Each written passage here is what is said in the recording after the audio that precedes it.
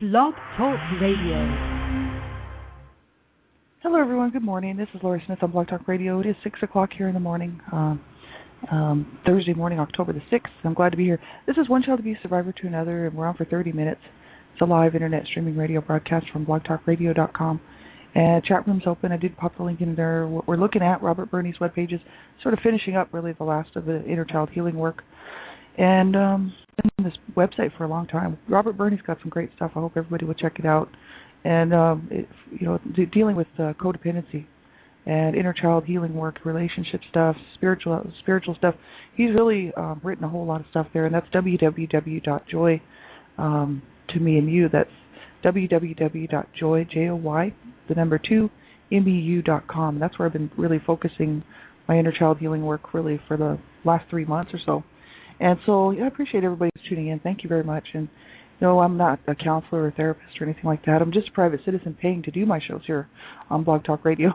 And, I just wanted to be one more voice really speaking out about this stuff and talking about this stuff publicly, because at least somewhere out in the public media, because, so many people aren't talking about it. That's the whole issue. There are lots that are. And that's why I wanted to raise my voice and be one of them and say, okay, I want to be part of this, change that's happening, right? Because people are now starting to really talk about these issues, regarding child abuse, and whether it's prevention or our own, journeys as survivors. There are a lot of people out there talking about it now, which is great. And that's what I saw, and I really wanted to get involved. So that's why I'm doing these shows. I've been doing these for about 2 years, and almost 2 years now next month. So, you have to listen at your own discretion. I'm talking about abuse. Abuse is a sensitive subject, and you have to know what's good for you to listen to. And if you think the topics of abuse of any type might bother you, then you have to do the right thing. You have to turn it off, because it is your discretion. And if you're a survivor that's just starting out on your healing journey, this type of information, anything like this, talking about abuse can actually trigger you. So you have to be careful what you're listening to. And young people under the age of 18, just make sure you have someone, an adult, actually listen to the show with you, and that way they can tell you, or at least help you make a decision whether or not they think you should be listening age appropriately, right? So we'll get right into this. This is we were looking at this on Tuesday, and I just want to kind of finish it up here. This is Robert Berney's Inner Child Healing, A Path to Freedom, Serenity, and Empowerment. And we sort of went through this on Tuesday, just looking at this one piece here, and this is about the end of his inner child healing work stuff. But it's been great. It's helped me out. I know I'm doing inner child healing work right now. I mean, as I speak, like the last maybe 7-8 months now, probably getting close to a year.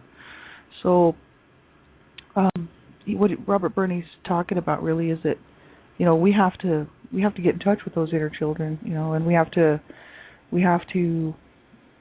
allow ourselves to get the help that we need with them, because really a lot of our decisions as adult survivors of child abuse will be based on these issues with from so long ago. Relationships, working relationships, personal relationships, intimacy, our own behaviors and whatnot and stuff are quite often just a result of these inner children on the inside of us that were wounded and got stuck at these certain places. And not everybody may recognize that or see that. I know I was able to see my inner child from a long time ago, so I knew who she was and I knew how old she was.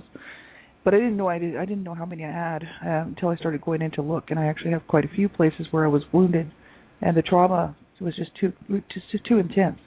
And so I got stuck in these certain places with these actual feelings and emotions that I didn't get to express at the time. And so, as you grow up and you have to get a job, and then you have to do life, and life happens, and then before you know it, years have gone by, and many times adult survivors of child abuse, haven't really dealt with the stuff that they need to deal with from so long ago. Could even be infancy, could be preschool, could be anything, because people are wounded at different parts of their life, So Robert Berney kind of goes through and he talks about the whole process, of that we have to learn how to get in touch with these emotions and with this stuff. We have to learn how to grieve it properly, to mourn it, to allow ourselves to feel it, because that's that inner child saying, I never got to deal with this. I never got any help. I never got to express how I felt. So many times when children are wounded, along the way, at a young age in life, they don't even know how to handle that, and they're quite often not allowed to express it. Like most abusive homes, most children who are growing up abused, there's usually, not always any help for them. It's not always that a child will get help. Many times they won't, and that's why I speak out publicly about child abuse. So many times children who are abused just have to deal with it, and then it comes out in the form of self-destruction quite often later on in life, and self-sabotage, and many times people will just allow themselves to be destroyed, whether it's drug use or alcoholism or any number of things, food like eating disorders, psychological issues, just any number of serious situations affect our lives as adult survivors, so unless you get help with it, you have some counseling or a therapist or somebody helps you work through this stuff, or you actually do it yourself. We're sort of stuck with these things from so long ago, and that's what when you look back in, they've come to talk about the inner child healing work. So this is really the end of it. And Robert Burney was saying, it's through our healing our inner children, our inner child, our inner children, by grieving the wounds that we suffered, that we can change our behavior patterns and clear our emotional process. And he says we can release the grief with its pent-up rage and shame and terror and pain from those feeling places which exist within us. And that's that deep work that like really that I'm doing and I'm just getting ready to do for the inner child healing work, where you go in and you have to allow yourself to help that child that you were so long ago, because nobody else can really do it. Nobody else really knows where we were.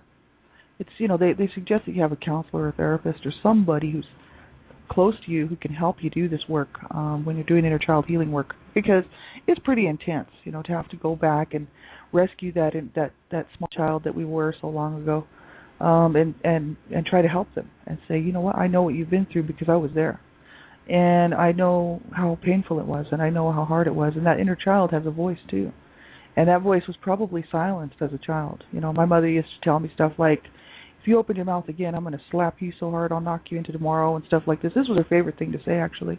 And she'd say, I'll knock you into next week, and things like this. And she would. Like if I dared speak out about anything that I didn't like, that any kind of treatment that I was receiving, being beaten and slapped around and mistreated, she would just tell me, look, if I opened my mouth, I was gonna be knocked out until next week, sort of thing. And she was serious, like and she would say stuff like, if you tell anybody about what goes on in this home, I'll kill you. My parents were very violent, and so I didn't put it past her, but I thought, well, that's okay, because at a certain point I didn't care if she killed me anyway. So I was like, whatever, go ahead and kill me, I don't care, I'm already dead anyway. And so this is how I felt as a child.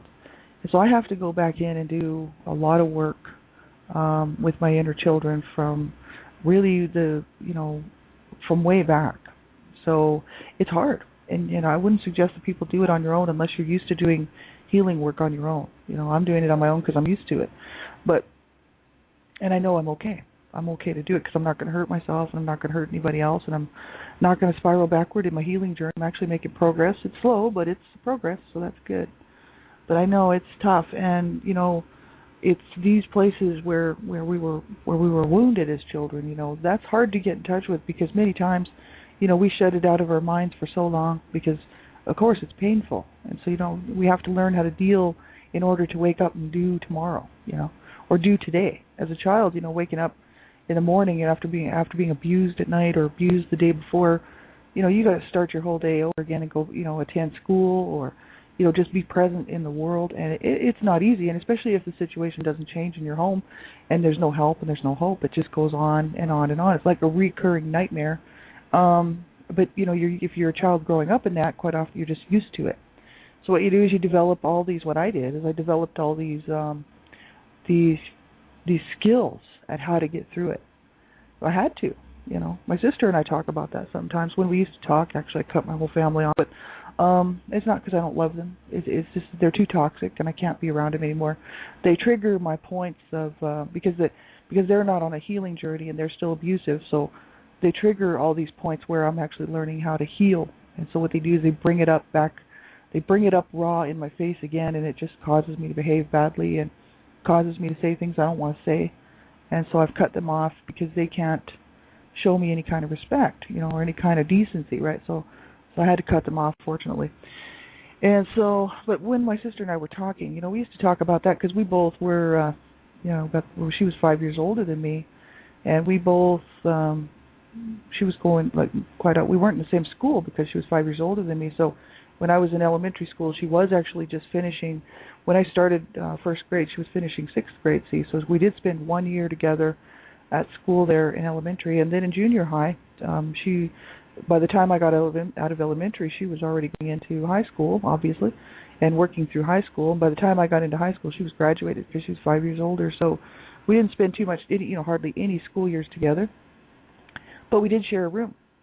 And so she was the next in age to me. And so we had to wake up in the morning after dealing with the aftermath of our parents fighting and our parents' absolute just craziness, because there was quite a few years, actually decades, where my parents were just crazy and they were doing the most insane things, and they were always fighting at night because my dad was always trying to force my mother to have sex, which was to rape her, right? And so there was always some sort of fight going on at night, and there was always, violence and dishes breaking, and you just never knew when it was going to erupt. So, and then my brothers would be involved trying to protect my mother, and it was just absolutely horrific. And we would talk about the fact that we'd have to wake up and go to school the next day and pretend that everything was okay. And usually we didn't have any clean clothes to wear because my mother was very sick and she was being abused, and she was just, she was just, not encouraging us to try to look good for school or, to try to have clean clothes on or try to do anything for ourselves, and she wasn't doing it. So, we had to just kind of try to go and fit in, and it was kind of hard because we didn't fit in, even though we didn't go to the same school at the same time. She was going to her school, I was going to my school, and neither one of us were actually fitting in. We only had a few close friends, that we hung around with. And, my sister did the best she could. I did the best I could. She, she did denial. She did DID, dissociative stuff, and what I did was repression. So it's not like I didn't remember what was going on or keep track. I actually kept track of everything, which is great. But I had to do it for my own survival. I had to keep track of what was going on because it was so crazy. And my sister did DD, and so she dissociated, and so she doesn't have the memories that I have. She has some, but she doesn't have the feelings associated with it because she just didn't allow herself to be there at all. It was somebody else that was there, and she was not there. She always says I was not there, and she was there. I remember I tell her what she was saying in conversations and things that we were doing, and she's like, "Wow, I wasn't there," and I was like, "Oh yeah, you were there." And she admits that she was there, but she just says, "Well, I wasn't there. I was there, but I wasn't there." So I mean, she knows that she was dissociating, right? So it's what do you do? You know what I mean? We were just like any abused child, is going to have to learn how to get up the next day and do it all over again, with the thought of what's going to happen when I get home from school, what's going to happen to my parents? Are they going to kill each other? Is dad going to kill mom? Or is mom going to kill dad? Because they were going to kill each other all the time. Because my dad was always threatening to kill everybody because he's psychotic, schizophrenic, borderline schizophrenic with all kinds of personality problems, disorders and whatnot. And my mom was always threatening to kill herself and me. Well, she was just threatening to kill me when she was mad at me. She'd be like, "I'm going to kill you," and she was serious. But she was always threatening to kill herself. And so it was either, or kill my dad. Quite often we would just say, "I should just kill him," And my siblings would say that. They'd be like, "Just kill him." That death and murder and suicide was just how I grew up. And it's really sad because then my parents would go, they would go from that to going to a neighborhood barbecue, backyard barbecue, and they'd go sit over at these neighbors' house, and it was just great. They talk about, their life in Canada in the old days, and none of the kids would really be with them. Sometimes I'd be with them, or my sister, but that'd be about it because everybody else would just be gone. The older siblings, they wouldn't be involved, but they would sit there and they would just be these two completely different people at these barbecues, and then they'd come home and it would start all over again. So we lived this very bizarre life of this hellhole within this house because of these two people. But outside, except for grocery stores, like they used to fight in grocery stores. But when it came to neighbors, neighbors and people who they thought that they could influence or that they didn't want to know how they really behaved, even though the neighbors did already know how they behaved, because the social workers were around, the police were around, the ambulances were around. It's not like, the neighbors didn't know, right, our situation. But my parents, actually what they were doing was they were soliciting the support of the neighbors. So they would go over and be extremely nice to the neighbors, like all the people around the neighborhood that would have barbecues and stuff. And they would take over food, and they would pretend all for about 2 or 3 hours that they were some sort of happy couple who had been married for many, many years and had all these children. And then they'd come home and they'd be like, "You son of a bitch," and they'd be bashing each other and hurting each other and throwing furniture, and my dad would be beating on my brothers or beating on my mother or slapping me around. And it just went on and on and on and on. And it went on and on. You know what I mean? And this is why, I look inside myself and I say, no wonder. It's really no wonder that I'm so screwed up as far as my behaviors go and my belief systems and everything like that. I can manage in the world. I can manage quite well, which is great because I know some people can't. And I've been actually able to hold it together very, very well.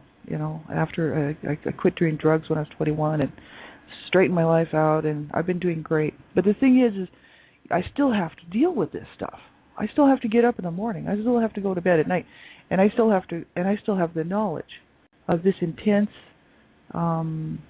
insanity, that was my life for so long, for growing up in that situation until about the age of, I'd say, 17, 18. My parents actually started to mellow out when I got older. They were still fighting and stuff, but they weren't, necessarily. They were getting too old for the physical stuff. Especially after about 18, 19, my mother started to take a turn for the worse. Her health was so bad. And she wanted me to stick around to protect her from my dad, and so that's what I was talking about on Tuesday, was this betrayal, because I did. I stuck around, and I was the last child born, and I was the last one at home. My sister went and got married at the age of 20. I think she was 21 when she got married, and so she was gone. She rarely came around. None of the other siblings were around. Most of them were all dead. And so it was just me, my mom, and my dad then, and I was really there to protect my mother. So I didn't sleep well at night. As an adult either, as a young adult, because I was always keeping half an ear open just in case my dad was trying to bother my mom. And so, which he was always trying to do. So I always had to go out and break up their fights or whatever. And this was as a young adult as well. So this just went on and on and on. Their insanity. These two people that were my parents, that were supposed to provide this loving, caring, nurturing, stable environment as best as they could, provided this hell for me. And so my memories of growing up as a child are not these really great memories of just having fun. I mean, I used to do stuff as a child. I used to ride bikes, and I would play out. When I was really young, I used to make mud pies just like everybody else. But the issue is I'd be making mud pies, and I'd be stabbing the ground and crying out in the backyard because I just took a beating from my mother, And that's the difference. I was still making the mud pies, but it was, in the back of my mind, I'm thinking, oh my God, this is horrible, because the grief and the sorrow and the hatred in the home was just too intense for me as a young child. And by the time I hit about 10 years old, I was like, I'm dead. I'm just spiritually dead. I knew that. I knew I was dead.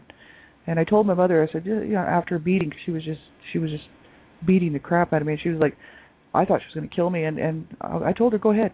Just go ahead and kill me. I'm dead. You've killed me already. And that was my attitude really from then on. And that was my attitude through life. I really didn't care, how I lived my life for many years after that. Just because I really didn't care if I lived or died. And I actually lived quite a dangerous lifestyle, hoping that maybe something would take me out. And even today, when I sit around, do those feelings change? Not really, because even today I sit around and I'm like, whatever happens, happens, and we don't live forever. We're only here for a short time, and I mean, whatever takes me, and it's not like I go looking for it. When I was younger, I used to go looking for it, but now I don't seek it out. But it's hard to change that way of thinking when that's been your way of thinking since a small child. And so that's why these behavioral, stuff, this emotional, behavioral stuff from these points where I was wounded, for these inner children is what I'm working on changing. Because I believe once I can get a hold of especially the 10-year-old, who's really probably I'm mirroring my 10-year-old actually all the time, for my own safety, for my own so that so I don't get hurt again. So the 10-year-old basically runs my life, and so that's who I'm really trying to get in touch with, to work with, because she's the one that makes the decisions for me. Shut people out of my life, whatever, quit relationships, throw things away, run away, move. Right? She's the 10-year-old who said, go and kill me, I'm dead anyway, is really the one making my decisions for me today. And I recognize that because I recognize that I feel the same way she does. I feel that anger, that rage, that the self-loathing, and just this whole thing of hating life, And so what I have to do is get a hold of that 10-year-old, which I've done, and I have to really do some intense work with her, And it's only me that can do it because I'm the only one that knows what position she's in.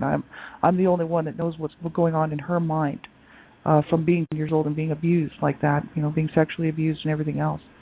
So I'm the only one who can really go in and do that work, and I'm willing to do it. And it's totally okay for me to do that. But see, that's what I'm saying. Not everybody can. Maybe not everybody's in the same position to be able to do this type of stuff, because it's very intense. It does bring back like all of that stuff, and you have to be able to put it somewhere, and you have to be able to not hurt yourself or hurt somebody else in the process. And so what I'm doing is I'm working through very slowly. I'm just taking time. I'm dealing with what I can at the time. I'm not pushing it. I'm just accepting, the progress as it goes. But I plan on actually getting in there and getting a hold of that 10-year-old and really working with her, spending large amounts of time with her to find out how I can help her. Because I remember being 10 years old, standing in the hall. I wrote about this in A Life of Death, The Redemption. My mother, I came in, I was mad because my nephews were over. My nephews were very close to my age. My sister had her child 3 months after my mother had me. My sister was 18 years older than me, so I was the last born. My sister was the firstborn, so she was the oldest. I was the youngest. Her 2 children were born right after I was born, and so my 2 nephews were really close to my age, and we really grew up more like cousins. They didn't call me aunt or anything like that. We were just too close in age. We almost grew up almost like brothers and sisters, except we didn't live together. And they were driving me crazy, and they were, picking on me. It's just normal kid stuff, right?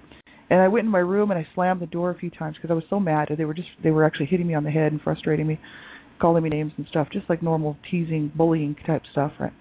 And I slammed my door a few times, telling them to get out and not come in my room.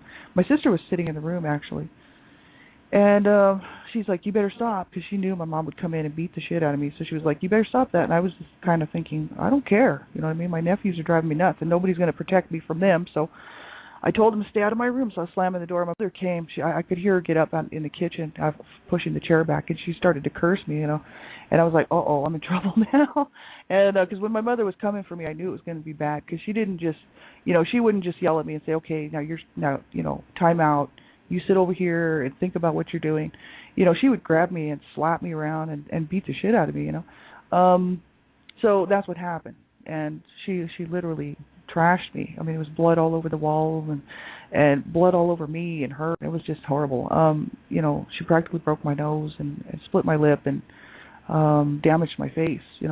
She really rearranged my face that day. And so I went to the mirror after the beating. Actually got up and went to the bathroom to get the blood to stop.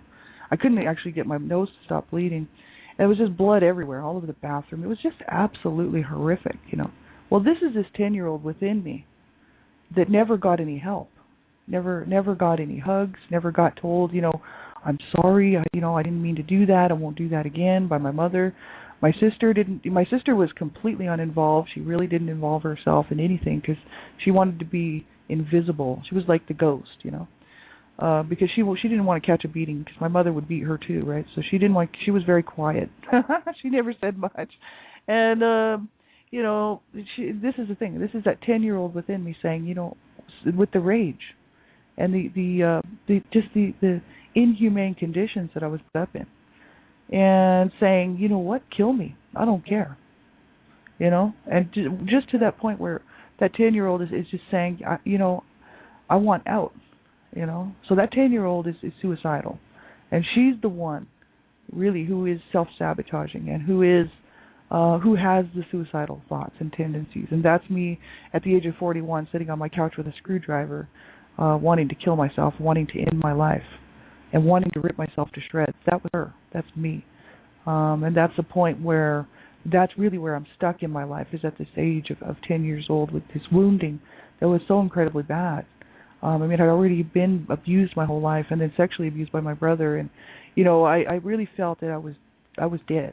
You know, they had killed me. They had killed my spirit. They killed my soul. They killed I was just a walking shell of a person, like a body here on the earth.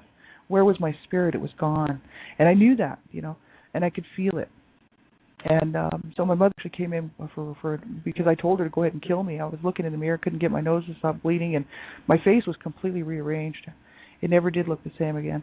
And I told her, I said, look what you've done to me. Look what you've done to my face. I said, go ahead and kill me.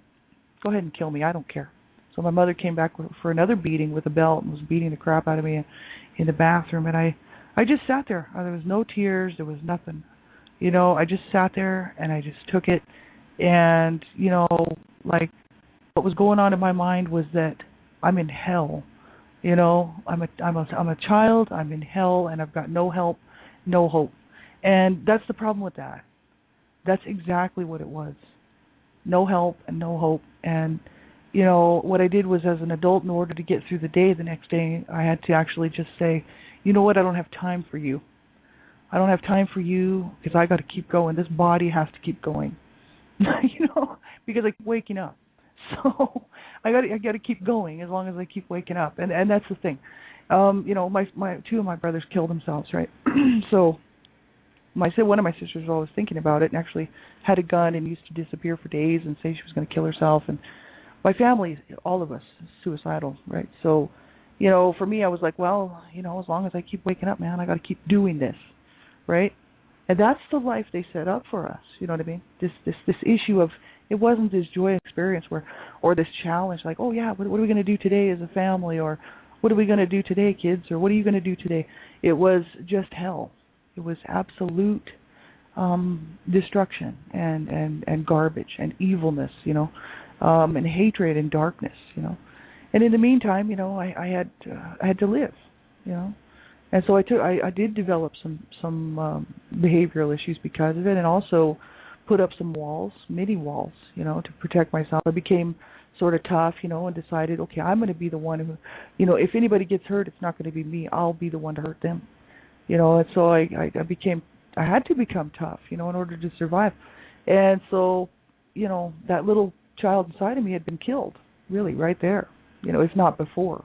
It's just that I realized it on that day, and that's why I wrote about it. But this is the kind of stuff, you know, that is so hard to get through, because now what I have to do, as an adult, I can sit here in my apartment and say, I'm great.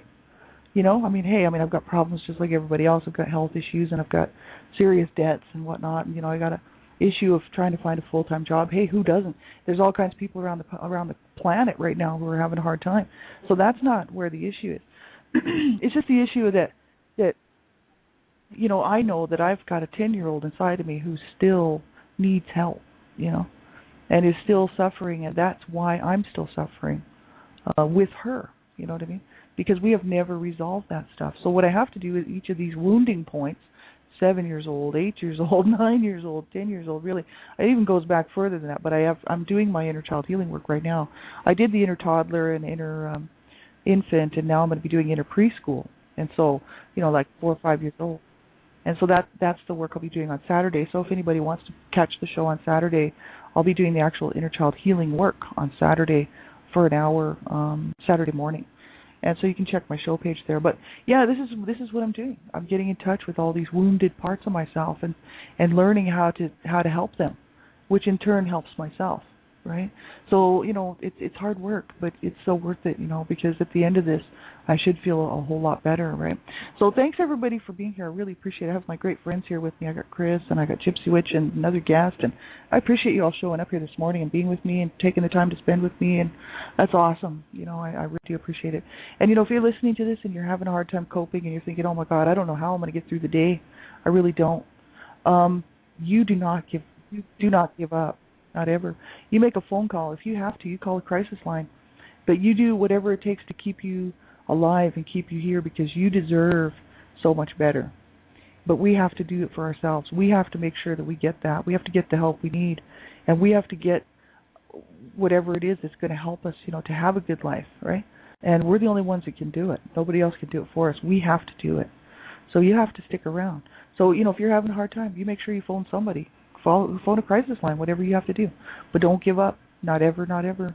Because I'm telling you, there's better days ahead. There's hard days too, but there's also better days ahead. And like my brothers, if you give up, you'll never know, right? You'll never be able to experience it. So, make sure you stick around. Have a great day, everybody, and we'll talk to you again on Saturday. Talk to you soon. Bye-bye.